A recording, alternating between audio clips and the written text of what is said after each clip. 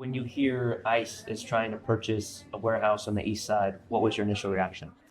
Concern, major concern. We want ICE out of our communities, we want ICE out of our streets, and we want ICE out of this country. Eastside residents and protesters showed up to a city zoning commission meeting to voice their frustrations regarding ICE eyeing an Eastside warehouse off Southeast Loop 410, not far from I-10. If you were here for that, enjoy the rest of your day. I think it's pretty nice outside. But they didn't get the opportunity. The commission made it clear from the beginning of the meeting and with signs on the door that the warehouse would not be discussed and public comment regarding it would not be heard. Incredibly frustrating, very cowardly, very limiting. They didn't want to have to face what the people are demanding of them. A city spokesperson said in part, quote, "Under state and federal law, the city has no zoning authority over federal government property or property leased by the federal government," end quote.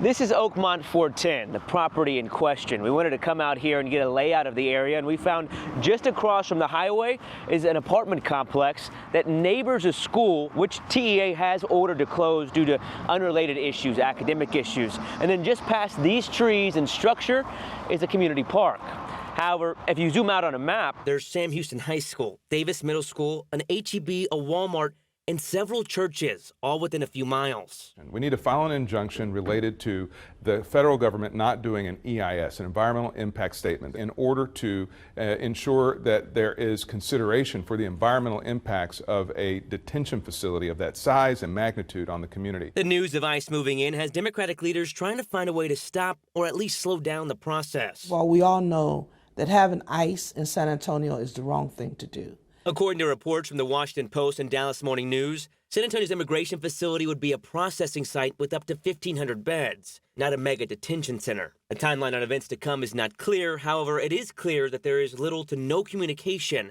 between federal and local leaders. Do you have confirmation that sale has happened and what this facility could be used for by ICE? So we have not received formal confirmation. That's indicative of the ways in which we're not always communicated on very significant things. John Paul Barajas, KSAT 12 News.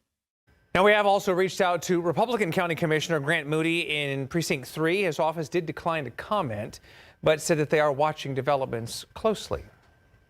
Now, in a statement that we got from an ICE spokesperson, they did not mention buying the facility in San Antonio, but they did confirm the agency had purchased land and facilities in El Paso, Arizona, and Maryland.